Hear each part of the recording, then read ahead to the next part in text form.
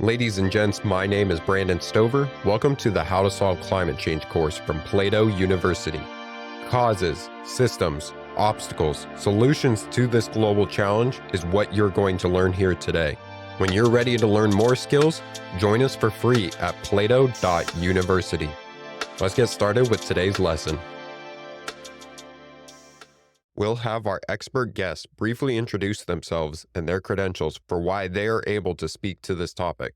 Benjamin Sovacool. I'm a bit odd in that I have multiple professorships, as if one wasn't enough. So I'm a professor of energy policy at the University of Sussex Business School in the UK. I'm a professor of earth and environment here in the United States at Boston University. And I still have a university distinguished professorship at Aarhus University in Denmark, the business and social sciences.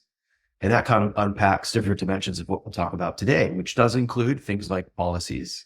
And it does include things like our relationship with the planet. And it also includes things like business models and social science research designs. And so I like to classify myself as an interdisciplinary social scientist who studies energy and climate issues. Could you explain succinctly what carbon lock-in is from first principles? Sure. So it's a bit of an odd term, and it kind of indicates how we become locked into different fossil fuel infrastructures over time. And obviously, anyone paying attention, even today in 2023, the majority of our global energy system still depends on three fossil fuels: natural gas, oil, and coal. In some recent rebounds, like with COVID, Brexit, and Ukraine, we see coal consumption increase, as well as gas consumption increase outside of Europe as countries like the US increase their own production to offset dependence on Russian gas. So in a way, we're actually getting even more locked in to carbon intensity. But the term doesn't fly a lock. It kind of implies that once you start down this pathway, you then create investments and decisions that reinforce, that create these kind of feedback loops that create more carbon lock-in. And there are terms that are used that maybe are more intuitive, like path dependence or momentum, which kind of implies that, we align parts of society. And that's the second aspect of lock-in. It isn't just technological. We also align behavioral practices, financing flows, business models, and other social infrastructures, insurance regimes to support fossil fuels as well, even educational systems. My beloved PhD is from Virginia Tech, and Virginia Tech is known as having one of the top programs for mining. So we train a lot of people who are going into the extractive industries, especially coal. Same with the Colorado School of Mines, which is an outstanding school in the Midwest. So it's kind of like even the epistemic skills we need. How do you assess rates of coal? How do you assess different values of oil? How do you extract? Those are very technical. And we also have a knowledge architecture. So that gets really into what lock-in really is. It's kind of locked in societies, politics, economic systems, social practices, and technological infrastructures to promote and extend fossil fuels.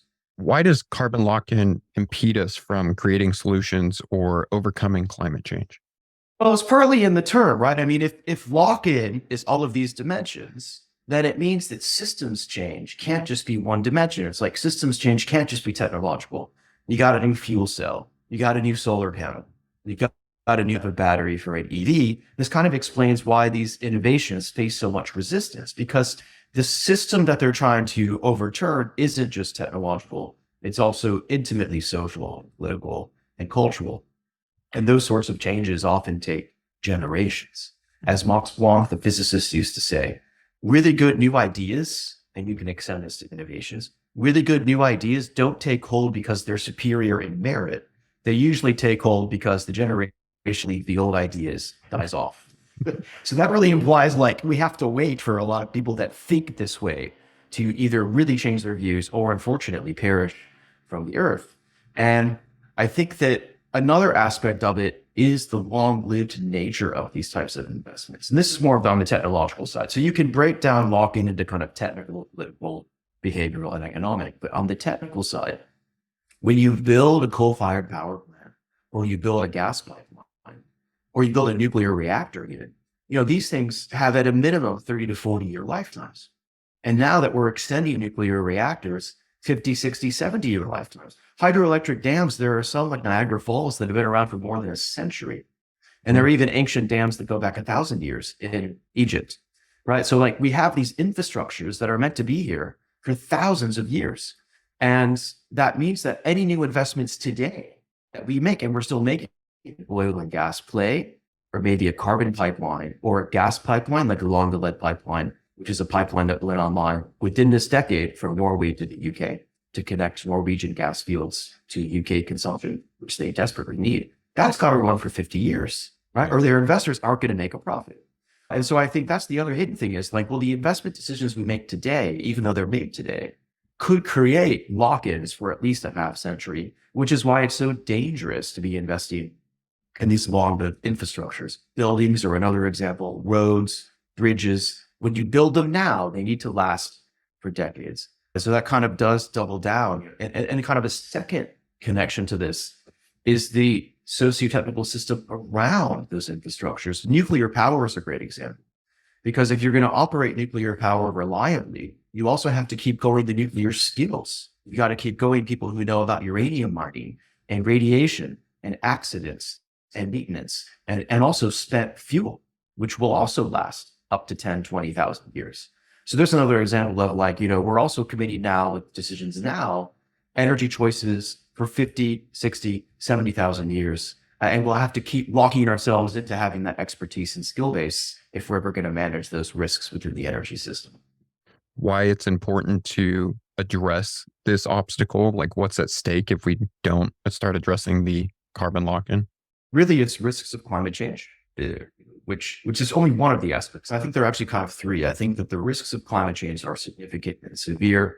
We've got new projections that indicate actually this month that we are on track for 1.5 degrees of centigrade warming. That's already committed. So even if we magically stopped emitting tomorrow, you will already see, because of lags, concentrations in the atmosphere, temperature changes that are dangerous. Once we go past 2 degrees, we start to kind of exceed the limits of most natural ecosystems to actually function. And we run the risk of things like melting ice sheets, storm surges, heat waves, droughts, and wildfires. Once we get to like 4 degrees change, it's hell on earth. It's like we have an unlivable planet and we have mass migration and a whole variety of other really, really toxic things that happen. And unfortunately, the most recent IPCC report, this is the Intergovernmental Panel on Climate Change that tracks climate science, they synthesized 7 years of research. And the most recent synthesis talked about how we have a more probable than not, a greater than 50% chance probability today that we will exceed 4-degree temperature change. And we have a very likely scenario, like about 2/3 probability, that we will achieve a 3.8 degrees centigrade change. These are devastating changes for the planet. And I'm looking for some data that I just presented because I really want to get the numbers right, because they are actually extremely fascinating. Just to put this into context, according to a study in Nature, this is probably one of the best journals in the world, a 2-degree change. So not a 4-degree change or a 3.5-degree change, just a 2-degree temperature change, which we're very likely to actually hit, will put 3.6 billion people at risk of water stress, 5.99 billion people at risk of heat waves and death of extreme heat, and 362 million people at risk to crop yield changes and food security, and 680 million people at risk of habitat degradation. This is massive. And just one impact from climate change, sea level rise, that's just one, could actually create $100 trillion in costs by the end of the century per year. That's all of the world's GDP right now, by the way. It's about $100 trillion. But granted, that's just one reason. That's just one reason that we should lock ourselves into fossil fuels. The second reason isn't even climate, and it's the environment. It's that fossil fuel extraction isn't just emitting methane and carbon dioxide. It's also creating acid rain. It's creating mine tailings and a whole variety of other toxic forms of pollution. And unbelievably, the United Nations has an ecosystem assessment, and that assessment, which is about 4 years old, has estimated that by the end of this century, so in our lifetimes, we see 1 million species at loss of extinction. Not like 10 species, not like elephants and polar bears, like 1 million species are at stake due to a heating planet and biodiversity loss and habitat destruction and deforestation.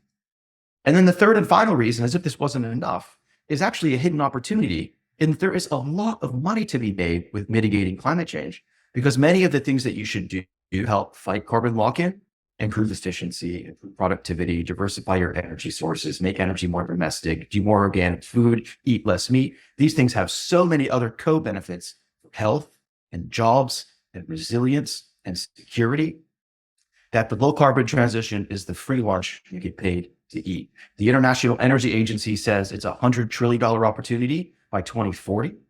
And the ability for, like the cost benefit ratio of things like improved cook stoves, it's like 1 to 70. Every dollar you put into improved cook stoves gives you $70 in health benefits. For building efficiency, it's like 40. Every dollar you put into building efficiency, you get like $40 in benefits for health and well-being, et cetera. So the co-benefits, like the non-environmental reasons to act on climate and to push out carbon lock-in, are almost as immense as the environment. How might we mitigate or eliminate this obstacle of carbon lock-in for climate solutions? So I think there are all sorts of typologies and people who suggest. I like two of them. One of them talks about this notion of top-down change and bottom-up change together. This is a kind of simplified reading of Elinor Ostrom, Nobel laureate in economics, who passed away a few years ago. She was fantastic. And she talked about when we solve societal problems or common pool resource problems like rivers and streams in the atmosphere, what you have to do simultaneously is work at multiple scales. That's why it's polycentric rather than. So it implies you don't just need action from the state. So the state's going to be doing things like renewable energy standards and permits and tax breaks and all of that. You also need action from civil society, who helps promote indigenous rights, free, prior, and informed consent, and helps hold people accountable. But you also need actions from corporations, right, which are actually modifying their supply chains and trying to create new business models. And then consumers, we have to change our own behavior as well. And when you have actions that blend that from top-down, bottom-up, multidimensional scale, you see action that's much more effective, much more accountable, much more trustworthy, much more robust than if you only acted in one scale of isolation alone. And this is actually a hidden plus from the recent IPCC report in chapter 4, which I helped co-author. There's a section on subnational actors. These are actors below the state, actors like cities, actors like corporate initiatives, actors like consumer groups banding together, and like pledges that different people made, like mission possible. If you look at the ambition of those actions, they will save more carbon than the entire UN system. So we will save more carbon from these non-state actors than we will save from the Kyoto Protocol and the Paris Accords. And that's the hope. It's like we already are acting polycentrically, and people are recognizing we've got to go beyond the state. So I think there's a lot of promise with these kind of untraditional actors forward. The other typology is one that just unpacks lock-in to being more than technological. If it's also economic, political, and social, that's beginning to give you a blueprint for how we can actually get out of carbon lock-in. We have to change our political systems. At a minimum is pricing carbon. At a minimum is setting aggressive targets for net zero, and maybe even going further with carbon removal obligations, or doing really good low-income assistance programs, because carbon interventions often hurt more. At a minimum, we've got to actually get to grapple with economic impacts. That means, making sure that we price externalities, making sure that we have good corporate tax standards, making sure that we catch, loopholes and leakage. And we're really rigorous in enforcing a lot of our rules. The UK is great here. The UK has an amazing climate change act where if companies don't meet their carbon targets, they're fined. And after they're fined, they lose their licenses. So it's real. And companies in the UK like Tata Steel, British Airways, and Rolls-Royce take those carbon obligations extremely seriously. And finally, we've got to change our own behavior. 72% of global carbon emissions are related to our choices as consumers, right? Industry doesn't just make steel for the heck of it. They're not extracting oil and gas just because they love to do that. They're selling it to us and our carbon intensive lifestyles. And there are actually 4 things that you could do starting this week that could cut your carbon footprint in half. If you eat less meat, okay, maybe give it up, become a vegan vegetarian, but at least eat less meat per week. That has a huge immediate impact on the climate. If you give up your car or drive less, cycle and walk and take mass transit. Big one, Brandon, stop flying. A single long-haul flight uses up basically your kind of household carbon budget for the year. Or as other colleagues have pointed out, like a single transatlantic flight is exceeding the carbon footprint of a whole household in Africa for the year. So it's like we forget just how bad aviation is. And I was just reading this week, France has banned short haul flights that are shorter than 2.5 hours wherever there's buses and train connections. So it's like this is getting at that's really dangerous aviation. And I think the fourth thing that people can do is invest in household energy efficiency, especially for heat, hot water, and air conditioning. Those are kind of now the three big loads. Just being a bit more comfortable with temperatures, like wear a jumper or sweater in the winter and maybe allow yourself to be a little bit hotter in the summer, and invest in things like heat pumps. You do more of those, especially if you give up your car and you stop eating meat, your carbon footprint drops by about 90%. 90%. So you can unlock the carbon intensity of your own lifestyle with decisions just like this starting tomorrow. What are some of the best resources to learn more about carbon lock-in in relation to climate change? I recommend 3 resources to learn more. The first is a really talented scholar called Gregory Unruh, who actually hypothesized lock-in about 25 years ago. And he has an article called Understanding Carbon Lock-in. And it is preceded 2 years later by an article called Escaping Carbon Lock-in. So I would check out those two. Unruh is UNRH. You can pretty much find them for free online. The third resource, which comes about 15 years later, is a report that Marilyn Brown led from Oak Ridge National Lab. It's called Carbon Lock-in: Barriers to Deploying Climate Change Mitigation Technologies. It's really, really good. And it also takes a very holistic lens where they're looking at things like intellectual property and patents. They're looking at policies and technologies. And finally, for the most kind of state-of-the-art thinking, the IPCC report itself, Intergovernmental Panel on Climate Change, in their third report called Mitigation of Climate Change, so it's published last year, actually has a whole section on lock-in and path dependence and chapter 6 on energy. And they talk about lock-in in a variety of ways: institutional, political, cultural, economic, and so forth. And what I like about both the Oak Ridge report and the IPCC report, all of them are free. You can download them later today just by going on the web and searching. So the chapter 6 on energy in the 2022 report, IPCC climate change. Right now, you're speaking to passionate students who want to actually solve problems like these. What top 3 skills should they study so that they actually have the ability to do so? Well, it's tricky, right? Because lock-in, if it's not just a technical problem, it's not just engineers, and no one can be a master of all disciplines. And I think that's maybe the first lesson, is that no single discipline has a monopoly on studying carbon law. We need engineers. We also need sociologists, political scientists, economists, finance experts, all of them working together, which makes it a multidisciplinary, interdisciplinary challenge in ways that probably explains why we haven't made that much progress. Business is another great example. Business studies, people looking at industrial state relations and so forth.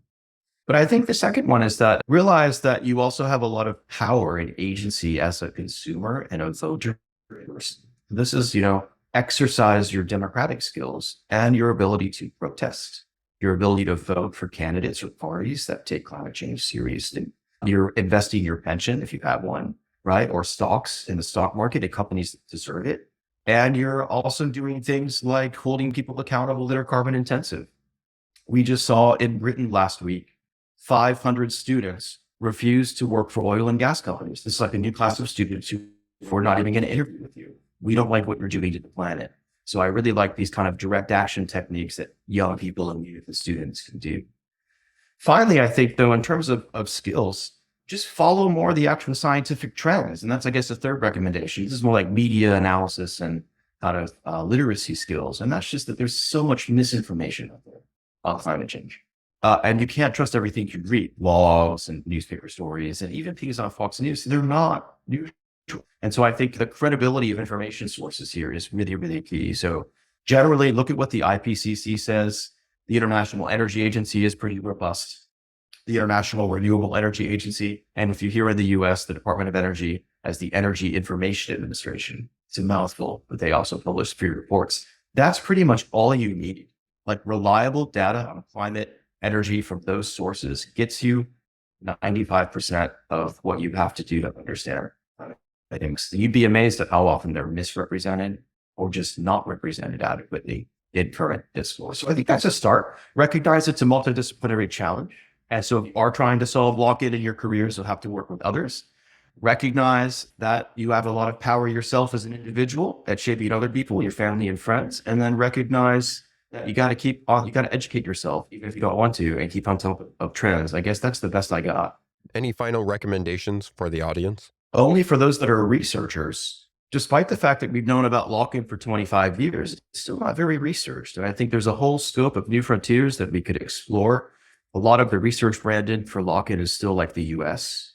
What about China, South Africa, Brazil, Russia? These are very different political systems. And what about people who live in very different contexts? We're talking about lock-in in a world of lattes and SUVs and flights. What does lock-in look like for a Tanzanian farmer? What does it look like for a single mother, in Bangladesh? It looks very, very differently. Their practices, their systems, and we know almost nothing about it. So I think this is also a call to arms for people. Like, we want to celebrate the diversity of research on lock-in and promote far more inclusive and broad investigations of it. Thank you, Benjamin. To practice skills related to today's lesson, conduct a carbon lock-in policy analysis. Investigate government policies or regulations that have contributed to carbon lock-in, such as subsidies for fossil fuels. Analyze the effects of these policies and propose alternative approaches that encourage decarbonization. Thank you for taking the How to Solve Climate Change course. If you want to learn the skills to solve this global challenge, join us for free at plato.university for exclusive content, extra resources, and actionable exercises with every lesson. This course was produced by Plato University, where students turn passions into purpose and learn skills to change the world. Learn more at plato.university.